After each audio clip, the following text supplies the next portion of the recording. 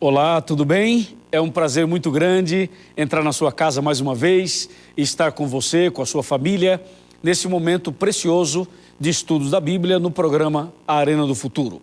Nós estamos fazendo a série A Verdade, cenário novo, tudo novo, e eu tenho certeza que tem sido uma bênção para você e para todos nós também. Bem, antes da gente começar o tema de hoje, eu queria lembrá-lo que o nosso programa está nas principais redes sociais, no Facebook. Estamos ali, facebook.com/A Arena do Futuro. Eu queria que você divulgasse, curtisse os nossos vídeos, me ajudasse na promoção dessa rede social maravilhosa. Também nós estamos no Twitter, @Arena do Futuro. No Instagram é a mesma coisa, @Arena do Futuro. Agora, uma novidade é que nós temos agora o canal do programa no YouTube. Você coloca ali youtube.com/Arena do Futuro NT.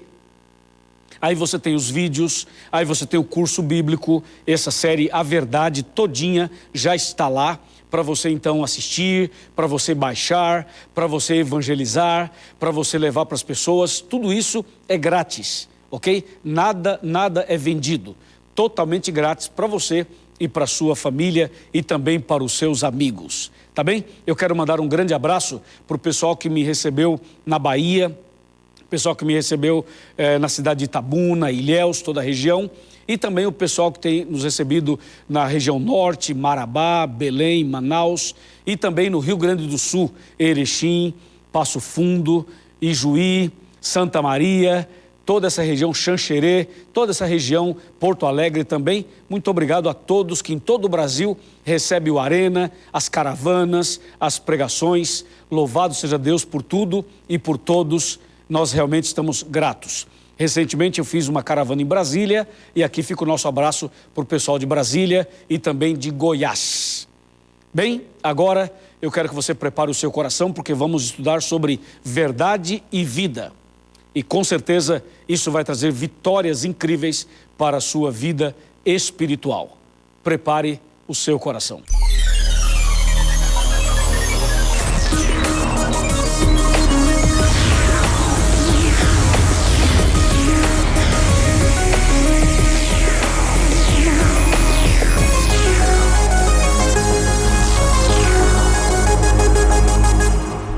Muito bem, já estou com a minha Bíblia aberta aqui. Pegue a sua Bíblia, pegue uma caneta, pegue um papel para você anotar, ou no computador mesmo. Reúna a sua família, porque chegou a hora do estudo da Bíblia. É isso aí, vamos então agora tomar a nossa Bíblia e com o coração aberto, receber a palavra de Deus. Vamos saber então o que a Bíblia diz sobre verdade, vida e vitória. Queremos saber sobre tudo isso. E eu quero convidar você hoje para fazer um estudo diferente. Um estudo maravilhoso, apaixonante. Eu gostaria de fazer uma análise com você dos 3 primeiros capítulos da Bíblia com os 3 últimos capítulos da Bíblia. Só que o texto base que eu vou usar é Apocalipse capítulo 21, versos de 1 a 4. Veja o que diz aqui o capítulo 21, versos de 1 a 4. Vi novo céu e nova terra, pois o primeiro céu e a primeira terra passaram e o mar já não existe. Vi também a cidade santa, a nova Jerusalém, que descia do céu da parte de Deus, ataviada como noiva, adornada para o seu esposo. Então ouvi grande voz vinda do trono, dizendo: Eis o tabernáculo de Deus com os homens, Deus habitará com eles, eles serão povos de Deus, e Deus mesmo estará com eles. E lhes enxugará dos olhos toda lágrima, e a morte já não existirá, já não haverá luto, nem pranto, nem dor, porque as primeiras coisas passaram. Bem, esse é um dos textos mais lindos do Apocalipse, mais lindos da Bíblia. Eu realmente sou apaixonado por esse texto.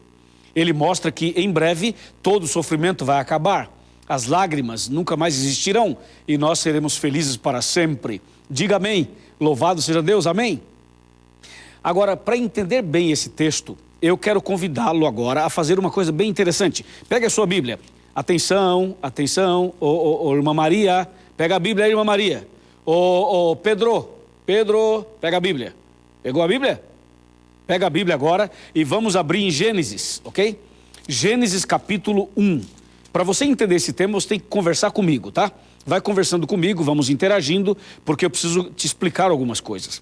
Aqui, ó, já está em Gênesis, ó, tá aqui, ok? Pega a sua Bíblia, abre em Gênesis. Gênesis 1 começa assim, verso 1.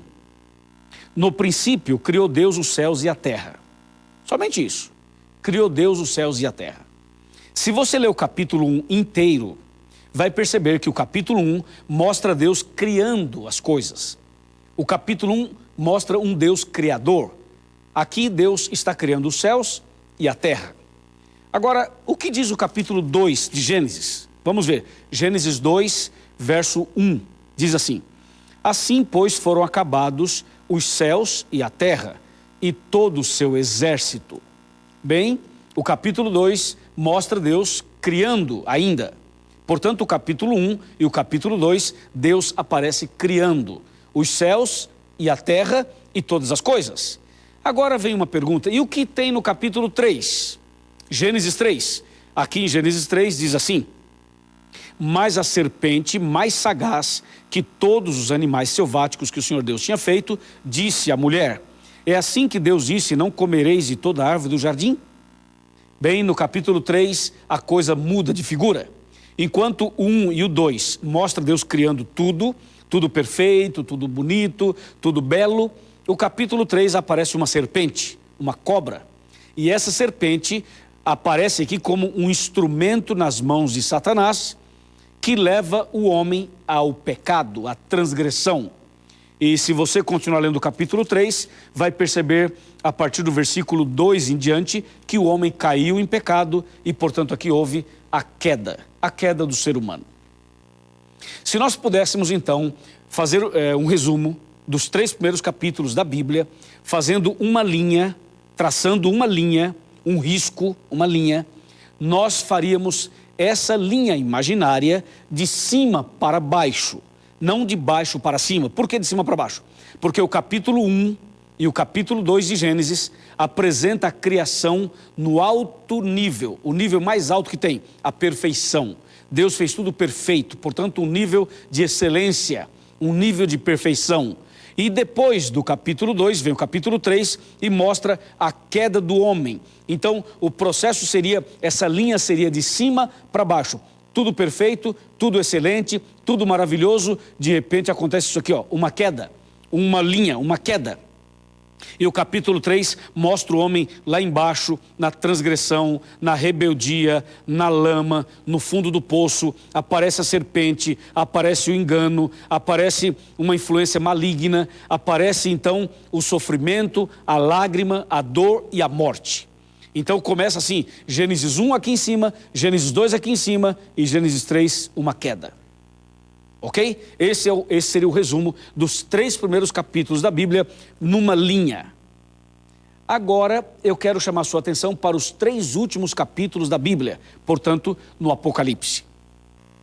O que é que diz os 3 últimos capítulos da Bíblia? Vamos então abrir a Bíblia em Apocalipse capítulo 20, depois vamos ver o 21 e também vamos ver o 22. Eu já estou com a minha Bíblia aberta aqui, agora eu vou para o capítulo 20. Aqui está, o capítulo 20. Veja como começa o capítulo 20, verso 1. Então vi descer do céu um anjo que tinha na mão a chave do abismo e uma grande corrente. Verso 2. Ele segurou o dragão, a antiga serpente, que é o diabo e Satanás, e o prendeu por 1000 anos. Aqui eu chamo a sua atenção para 3 palavras. A primeira é, quando fala assim, vi descer do céu um anjo que tinha na mão a chave do abismo. A palavra é abismo. Essa palavra abismo aparece em Gênesis 1, verso 2. É a mesma palavra. Quando você vai para o verso 2, Apocalipse 20, verso 2, fala assim, ele segurou o dragão, a antiga serpente. Portanto, aqui menciona a antiga serpente lá do Éden. Menciona aqui, portanto, o capítulo 3 de Gênesis. E se você continuar lendo, você vai perceber que o capítulo 20 do Apocalipse trata do que aconteceu no nível mais baixo. Mexe lá no fundo do poço, na lama, nas trevas, no pecado, na serpente, em Satanás, na perdição. Ou seja, começa lá embaixo, entende? Deus começa no capítulo 20 do Apocalipse prendendo Satanás, ok? Destruindo a antiga serpente, acabando com o mal, queimando o mal, destruindo o mal e eliminando o mal da face da terra. Portanto, o capítulo 20 mostra Deus tratando desse problema chamado pecado. Assim é o capítulo 20 de Apocalipse. Quando você vai para o capítulo 21 de Apocalipse, você se surpreende. Veja o que diz o capítulo 21, verso 1. Vi novo céu e nova terra, pois o primeiro céu e a primeira terra passaram e o mar já não existe. O capítulo 21, verso 1, já mostra Deus criando novo céu e nova terra. Enquanto que lá em Gênesis, capítulo 1, diz assim, que Deus criou os céus e a terra. Agora aqui no capítulo 21 de Apocalipse diz, vi novo céu e nova terra. Deus criando tudo outra vez. O capítulo 21 mostra Deus recriando, Deus fazendo tudo novo de novo, Deus restaurando todas as coisas, Deus nos dando essa bênção da eternidade. Isso é o capítulo 21. Quando a gente vai para o capítulo 22, a gente se surpreende mais ainda, porque o capítulo 22, ele continua mencionando o novo céu e a nova terra. O capítulo 22 mostra, vou ler o verso 1, 22, verso 1, fala assim, então me mostrou o rio da água da vida, brilhante como cristal, que sai do trono de Deus e do Cordeiro. Portanto, o capítulo 22 do Apocalipse apresenta Deus realmente fazendo um novo céu e nova terra. Se nós pudéssemos resumir os 3 últimos capítulos numa outra linha, a linha seria de baixo para cima. Lembre-se que o Gênesis foi de cima para baixo. Agora o Apocalipse é de baixo para cima. Por quê? Porque começa no capítulo 20, Deus resolvendo o problema do pecado lá embaixo, na lama, nas trevas, lá embaixo. E aí então Deus vai restaurando todas as coisas e o nível sobe outra vez e volta à excelência, à perfeição e à eternidade. Portanto, Apocalipse de 20 a 22, a linha seria de baixo para cima. Se você agora pega os 3 primeiros capítulos e os 3 últimos e junta esses 2 momentos da Bíblia, os 2 extremos, você vai ter isso aqui, ó. Você olha para minha mão, você vai ter um V, porque a linha dos 3 primeiros capítulos é de cima para baixo e dos 3 últimos é de baixo para cima. Portanto, forma um V, a letra V. E a letra V poderia ser exatamente a letra que resume toda a Bíblia. A Bíblia poderia ser resumida nessa letrinha V. E a letra V nos faz lembrar algumas palavras, como verdade, como vida e como vitória. Portanto, por isso que o tema do programa tem a ver com verdade, vida e vitória. Por quê? Porque toda a Bíblia pode ser resumida na letra V e na palavra vitória, ou na palavra vida, ou na palavra verdade. Assim é toda a Bíblia, ok? Ficou claro para você então os 3 primeiros capítulos e os 3 últimos.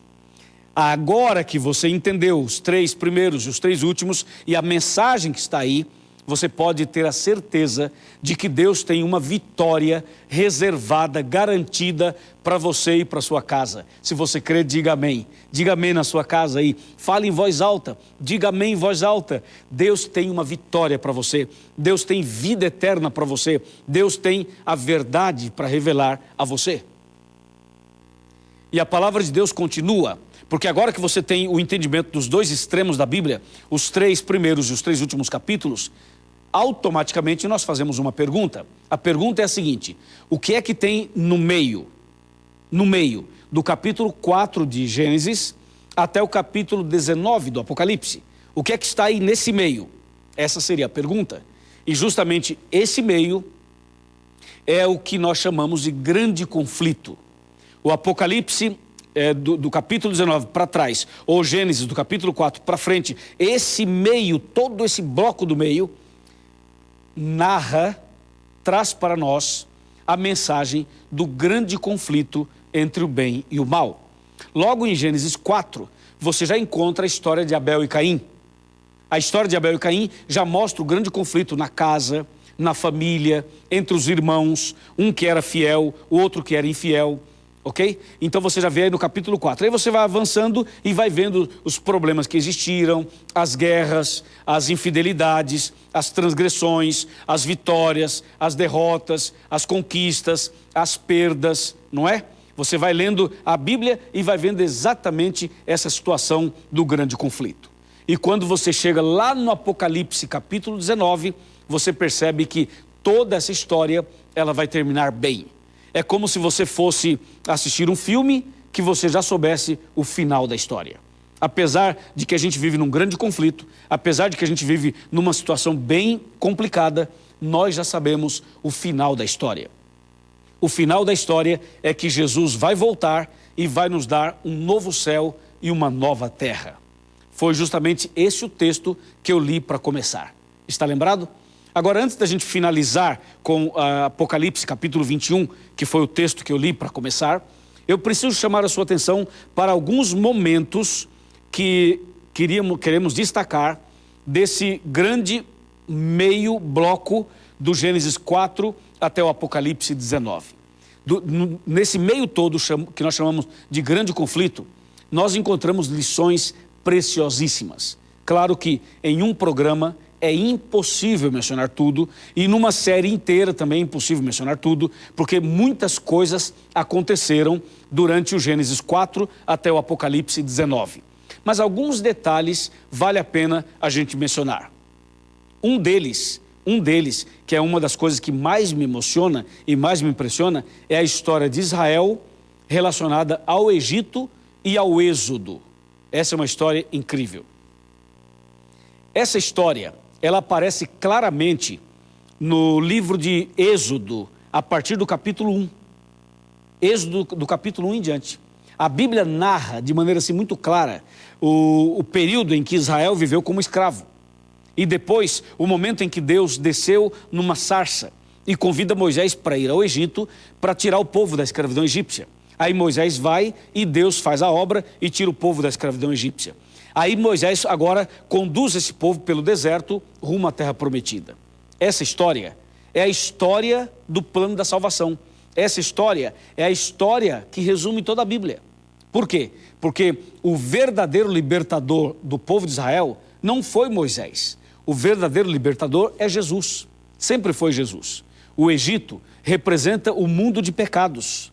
Então, o fato de tirar Israel da escravidão egípcia significa tirar eu e você da escravidão do pecado. Entende? E só é possível sair da escravidão do pecado pelo poder de Deus, pelo nome de Jesus. Somente Jesus pode libertar uma pessoa da escravidão do pecado. E quando a gente aceita Jesus e sai do Egito, o Egito do pecado, você começa uma caminhada cristã pelo deserto dessa vida em direção ao novo céu e à nova terra. Essa é a mensagem que aparece na história do Êxodo. Um resumo dessa história nos ajuda a entender o plano da salvação.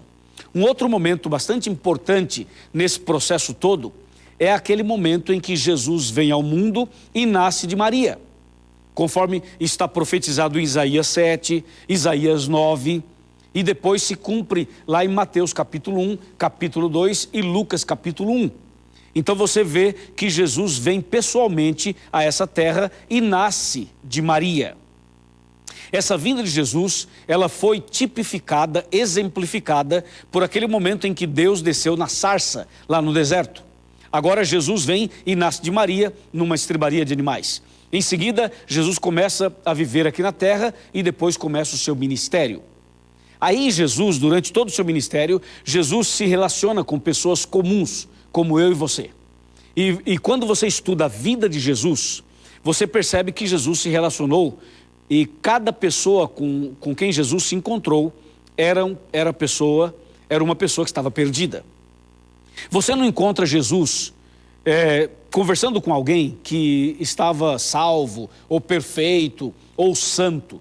Todas as pessoas com as quais Jesus conversou eram pessoas que estavam no seu limite, no fundo do poço, estava numa crise, estava sendo vítima de Satanás, vítima do grande conflito.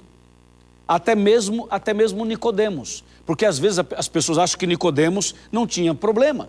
Nicodemos estava perdido, ok? E quando você pensa em Zaqueu era outro que era rico e estava perdido. Mas você pode observar o leproso, aquela mulher apanhada em adultério, aquele outro que estava endemoniado, aquele que era paralítico, o que era cego, o que tinha a mão mirrada, o outro que tinha problemas na família, a outra que estava chorando porque o marido havia morrido e seu único filho também morreu, a viúva de Naim. E você pode ir lendo o Novo Testamento e você vai ver todas as pessoas com as quais Jesus se relacionou e Jesus se encontrou, eram pessoas que estavam realmente no limite, estavam no fundo do poço. E Jesus resgatou um, resgatou outro, resgatou a todos que aceitaram o resgate de Jesus. Você percebe? Então, é por isso que nós mostramos Gênesis 1, 2 e 3 e Apocalipse 20, 21 e 22. E agora estamos falando um pouquinho desse meio onde a gente encontra o grande conflito entre o bem e o mal. E nesse grande conflito entre o bem e o mal, nós estamos no meio desse conflito. Você e eu estamos no meio desse conflito.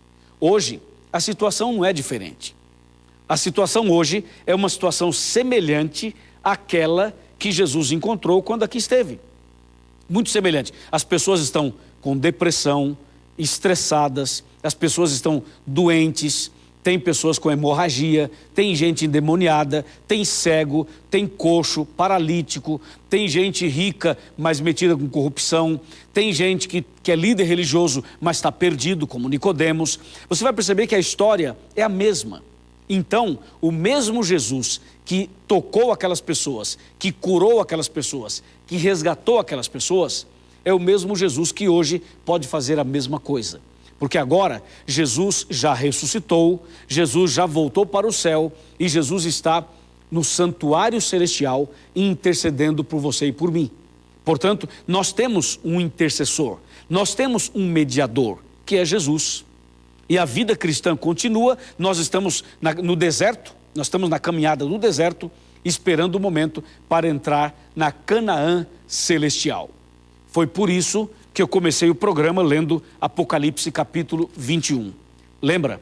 Eu comecei lendo Apocalipse 21 para mostrar exatamente que Deus deixou-nos uma promessa. A promessa é: vi um novo céu e uma nova terra. A promessa é: Deus enxugará dos seus olhos toda lágrima. A promessa é: nunca mais haverá sofrimento, nunca mais haverá dor, nunca mais haverá morte, nunca mais haverá luto. A promessa é: Jesus vai voltar e vai nos levar para o reino dos céus e depois vai nos dar a vida eterna. Essa é a promessa. A promessa que está em toda a Bíblia é justamente essa. E eu pergunto a você: você crê nessa promessa? Você aceita essa promessa? Você quer alimentar no seu coração essa grande, essa bendita, essa maravilhosa esperança? Tenho certeza que sim. Eu quero e sei que você quer. Meus parabéns, louvado seja Deus. É justamente isso. Aqui está a razão da nossa existência. Aqui está a razão do programa Arena. Aqui está a razão pela qual nós estamos com a Bíblia na mão. É saber que Jesus em breve voltará e vai nos dar essa bênção maravilhosa de uma vida eterna, onde nós estaremos vivendo perfeitos com Jesus, claro, para sempre. Vamos sentar um pouquinho aqui no meu sofá, aqui nessa poltrona, e vamos conversar um pouco sobre esse assunto. Eu quero lhe convidar para chegar mais perto. Por favor, venha aqui mais perto. Eu quero te falar uma coisa importante. Venha mais perto. Você está sentado numa cadeira, pega a cadeira, põe perto da televisão. Você está sentado na cama, levanta da cama, chega mais perto. Você está numa cadeira de rodas, venha, chega mais perto. Você que está me assistindo agora, você que quem sabe está bebendo, fumando, usando drogas. Eu estou falando para alguém que nesse momento está usando drogas e vendo o programa. Ou então uma pessoa que está bebendo e vendo o programa. Ou uma pessoa que já perdeu a esperança e está vendo o programa. Ou alguém que se sente derrotado e está vendo o programa agora. Deixa eu te falar uma coisa muito importante. Já chegou mais perto? Já chegou? Ok, deixa eu falar uma coisa para você. A promessa de um novo céu e de uma nova terra não é alguma coisa apenas do ponto de vista material. Deus, quando fala de um novo céu e de uma nova terra, Ele também está falando de dar a você um novo coração. É o que está lá em 2 Coríntios 5,17. Diz assim: quem está em Cristo é uma nova criatura. Então Deus quer fazer de você uma nova criatura, uma pessoa vitoriosa, vitoriosa pelo poder de Deus. E se você deseja a vida eterna, se você deseja ser uma pessoa vitoriosa, se você deseja vencer, se você deseja estar em Cristo todos os dias e naquele dia receber a vida eterna, então agora abra o seu coração. Abra o seu coração e deixa Cristo entrar. Cristo, quando entrar no seu coração e na sua vida, Ele vai revolucionar seu coração, Ele vai mudar seu coração, Ele vai mudar sua vida, Ele vai te dar razão de existência e você vai ser uma pessoa diferente. Você vai poder sorrir, você vai poder ter paz no coração, a esperança estará viva dentro de você e a sua família será também alcançada pelo seu testemunho. Se você deseja ser uma nova criatura, se você deseja ser uma nova pessoa, se você deseja entregar a vida a Jesus, então eu lhe convido a procurar uma igreja adventista. Procure a igreja adventista do sétimo dia mais perto da sua casa.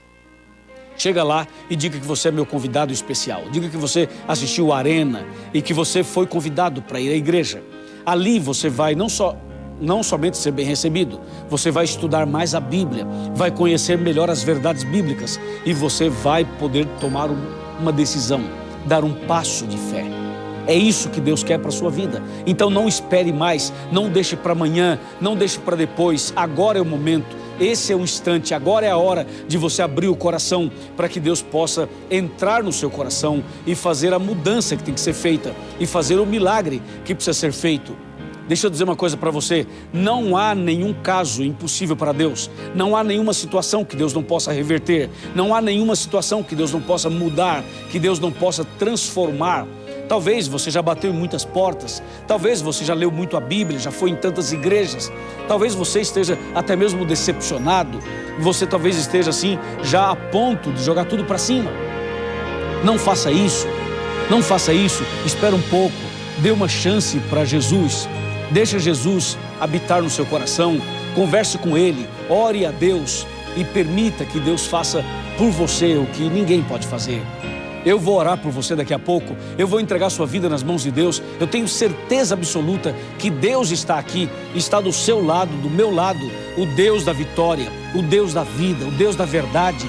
Esse Deus maravilhoso ama você, Ele está agora com a mão sobre o seu ombro, sobre a sua cabeça, sobre a sua casa. Nesse momento a mão do Todo-Poderoso está estendida sobre você para restaurar você, para te dar uma nova chance, para que você escreva a sua história de novo. Sim, Deus pode fazer isso. Você crê? Sim, se você crê, eu quero orar por você. Curve a sua cabeça, feche os seus olhos. Vamos falar com Deus. Querido Pai Celestial, obrigado de todo o coração por essa mensagem. E obrigado porque o Senhor tem um propósito em nossa vida. O Senhor tem um plano maravilhoso para cada pessoa que está orando comigo agora. Abençoe este homem, abençoe esta mulher, abençoe este jovem. Opera um milagre na vida dele, na vida dela, nessa casa. E ajuda, Senhor, para que a verdade, a vida e a vitória sejam reais na vida de cada pessoa agora. Em nome de Jesus. Amém.